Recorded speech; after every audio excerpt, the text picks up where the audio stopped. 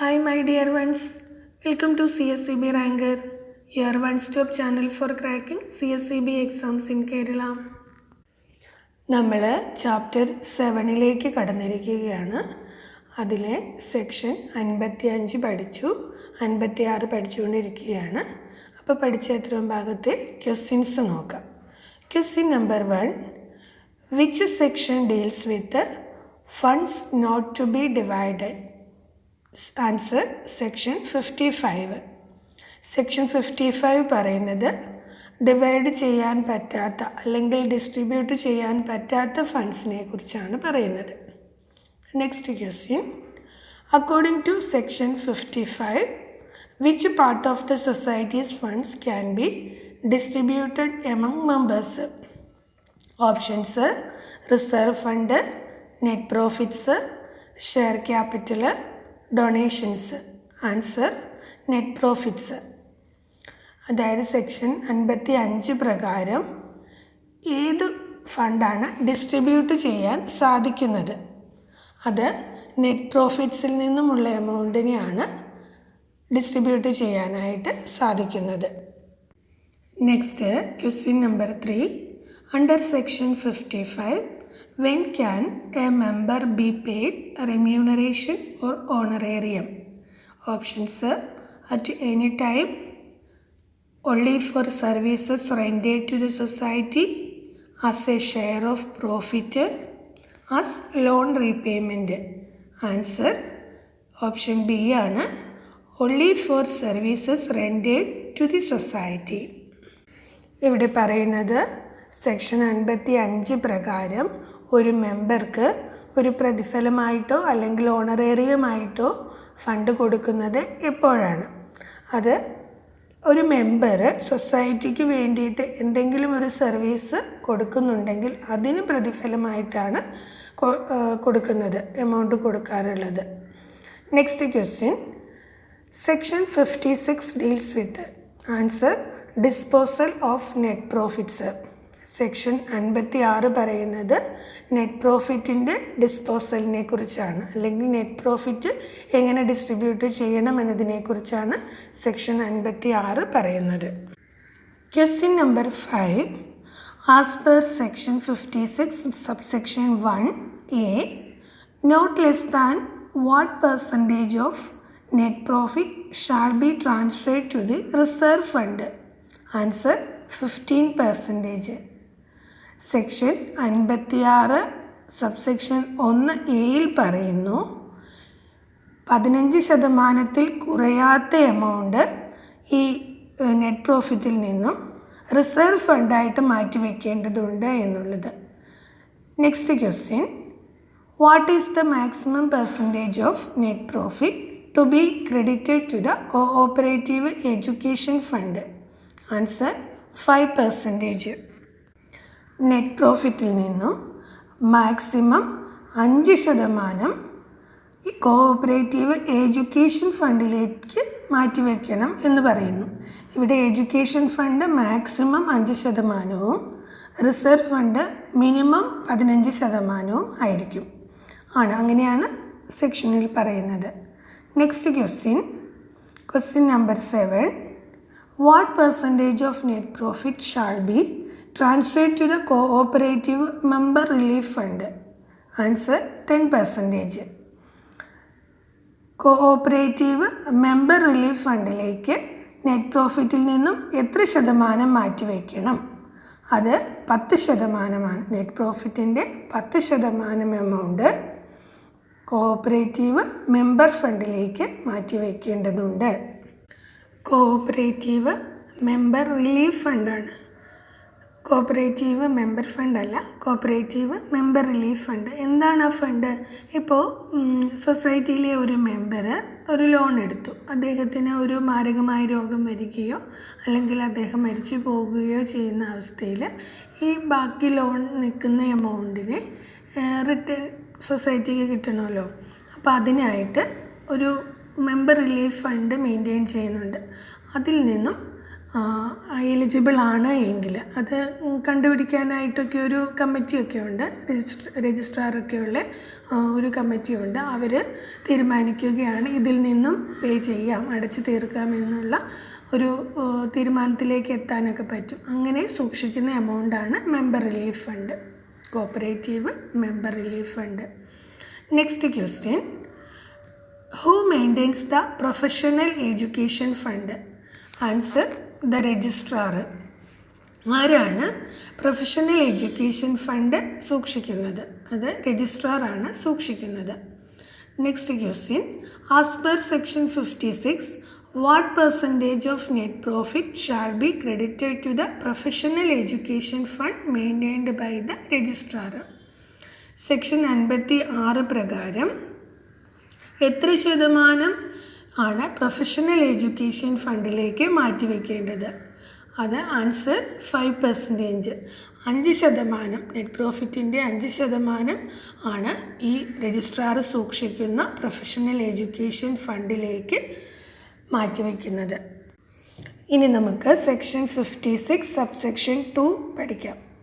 The balance of the net profits may be utilized for all or any of the following purposes, namely: A. Payment of dividends to members on their paid up share capital at such a rate not exceeding 25% as may be prescribed. B. Payment of bonus to members on the amount or volume of business done by them with the society to the extent and in the manner specified in the bylaws. Section 56 subsection 2 പറയുന്നത്, ഈ മുകളിൽ പറഞ്ഞിരിക്കുന്ന distributions എല്ലാം കഴിഞ്ഞിട്ട് balance ഉള്ള net പ്രോഫിറ്റിനെ എങ്ങനെ utilise ചെയ്യണം എന്നുള്ളതാണ്. ആദ്യമായി പറയുന്നത് മെമ്പേഴ്സിന് ലാഭവിഹിതം കൊടുക്കുന്നത്. അത് എത്ര ശതമാനമാണ്? 25% കൂടാത്ത എമൗണ്ട്, അവരുടെ പെയ്ഡ് അപ്പ് ഷെയർ ക്യാപിറ്റൽ, അവർ ഷെയർ എടുത്തേക്കുന്ന അനുപാതത്തിൽ 25% കൂടാത്ത എമൗണ്ടാണ് മെമ്പേഴ്സിന് ലാഭവിഹിതമായിട്ട് കൊടുക്കുന്നത്. പിന്നെ രണ്ടാമതായി പറയുന്നത് മെമ്പേഴ്സിന് ബോണസ് കൊടുക്കും. ബോണസ് കൊടുക്കുന്നതും അവർ സൊസൈറ്റിയുമായിട്ട് ചെയ്യുന്ന ബിസിനസ്സിൻ്റെ അടിസ്ഥാനത്തിൽ അല്ലെങ്കിൽ ബൈലോസിൽ പറഞ്ഞിരിക്കുന്നത് പോലെയാണ് മെമ്പേഴ്സിന് ബോണസ് കൊടുക്കുന്നത്. Next C, 7% of the net profit to the agricultural credit stabilisation fund. 7% amount agricultural credit stabilisation ഫണ്ടിലേക്ക് ട്രാൻസ്ഫർ ചെയ്യേണ്ടതുണ്ട് എന്നാണ് മൂന്നാമത്തെ പോയിൻ്റായിട്ട് പറയുന്നത്. Next D, donations of amounts not exceeding 10% of the net profits for any charitable purpose as defined in section 2 of the Charitable Endowments Act 1890, Central Act 6 of 1890. അതായത് 1890 charitable endowments ആക്ടിലെ section 2 പ്രകാരം maximum, അതായത് 10% കൂടാത്ത amount ഡൊണേഷൻസിന് വേണ്ടിയിട്ട് മാറ്റിവെക്കേണ്ടതുണ്ട് എന്നാണ് point ഡിയിൽ പറയുന്നത്. Next point, balance of net profit may be utilised for any or all of the purposes specified in the bylaws of the society's except for payment of bonus to employees. ഇനി ഇതെല്ലാം കഴിഞ്ഞിട്ട് balance ഉള്ള net profit ഉണ്ടെങ്കിൽ അത് bylaw പ്രകാരം പറഞ്ഞിട്ടുണ്ടാവും ഇന്ന ആവശ്യങ്ങൾക്ക് ഉപയോഗിക്കാമെന്നുള്ളത്. അതിനകത്ത് എംപ്ലോയീസിന് ബോണസ് കൊടുക്കുന്നതിന് ഉൾപ്പെടുത്താൻ പാടില്ല. അതിനെ മാറ്റി വെച്ചിട്ട് മറ്റ് കാര്യങ്ങൾക്ക് വേണ്ടിയിട്ട് ബൈലോസിൽ എന്ത് പറഞ്ഞിരിക്കുന്നോ അതുപോലെ ഉപയോഗിക്കാം എന്നുള്ളതാണ്. Next section 56 subsection 3. Notwithstanding anything contained in section 18 of the Act, in the case of Kerala State Cooperative Bank, the term member shall include nominal and associate members for the purpose of clause A of subsection 2. Section 56(3) പറയുന്നു. Section 18 നമ്മൾ പഠിച്ചു nominal associate മെമ്പേഴ്സിനെ കുറിച്ച്. അപ്പോൾ section 18 എന്തൊക്കെ പറഞ്ഞാലും Kerala state cooperative ബാങ്കിൻ്റെ കാര്യത്തിൽ ഈ നോമിനൽ മെമ്പേഴ്സും അസോസിയേറ്റ് മെമ്പേഴ്സിനെയും മെമ്പേഴ്സായിട്ട് തന്നെയാണ് കണക്കാക്കുന്നത് എന്നാണ് 56(3) പറയുന്നത്. ഇനി ബുള്ളറ്റ് പോയിൻറ്റ്സ് ആക്കിയിരിക്കുന്നത് നോക്കാം. Dividends to members up to 25% on paid up share capital as prescribed. Bonus to members based on business volume with the society as per the bylaws. 7% to agricultural credit stabilization fund.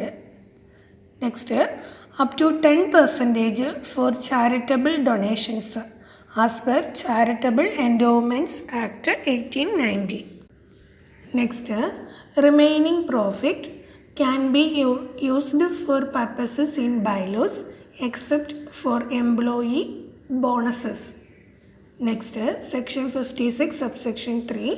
The term member includes nominal and associate members in the case of Kerala State Cooperative Bank. ഇനി കഴിഞ്ഞ ക്ലാസ്സിലെ ക്വസ്റ്റ്യൻ്റെ answers നോക്കാം. Question number 1. The art of Bharatanatyam was originated in dash states. Answer Tamil Nadu. Next, synonyms of cease. Answer stop, നിർത്തുക എന്നുള്ളതാണ് meaning. Next, which is the next letter? B, C, E, G, K, M and dash. Answer is Q. ഇതെങ്ങനെയാണ് വന്നിരിക്കുന്നത് നോക്കിയാൽ നമ്മൾ ഈ letters ക്രമമായിട്ട് ഇവിടെ എഴുതിയേക്കുന്നതിൽ ഈ വന്നിരിക്കുന്ന ലെറ്റേഴ്സുമായിട്ട് മാച്ച് ചെയ്യുന്ന നമ്പേഴ്സ് എഴുതിയേക്കണുണ്ടോ? B എന്ന് പറയുന്നത് രണ്ടാമത്തേതാണ്, C മൂന്നാമത്തേതാണ്, അടുത്തത് E 5ാമത്തെ ലെറ്ററാണ്, G 7ാമത്തെ ലെറ്ററാണ്, K 11ാമത്തെ ലെറ്ററാണ്, M 13ാമത്തെ ലെറ്ററാണ്, Q 17ാമത്തെ ലെറ്ററാണ്. എന്താണ് ഇവയുടെ പ്രത്യേകത? അഭാജ്യ സംഖ്യകളാണ്. 2, 3, 5, 7, 11, 13, 17 ഇവയെല്ലാം അഭാജ്യ സംഖ്യകളാണ്. ആ ഒരു ക്രമത്തിലാണ് കണ്ടേക്കുന്നത്. അപ്പോൾ നമ്മൾ ഇവിടെ Q എന്ന് പറയുന്നത് 17 ആണ്. അഭാജ്യ സംഖ്യകൾ എന്ന് പറഞ്ഞാൽ അതാത് സംഖ്യകളും ആ സംഖ്യകൾ മാത്രമാണ് അതിന് ഡിവിഷൻ ചെയ്യാനായിട്ട് സാധിക്കുകയുള്ളൂ. അങ്ങനെയുള്ള നമ്പറാണ്. ഏറ്റവും ചെറിയ അഭാജ്യ സംഖ്യയാണ് 2. Now your turn to answer. Question number 1. The pH value of pure water is. Next, choose the correct synonyms of oral from the following. Written, spoken, wording, none of these. Next question. Choose the correct alternative from the given one that will complete the series. ADG, GJM, MPS and dash. Leave your answer in the comment box and stay tuned for the next episode. Thank you.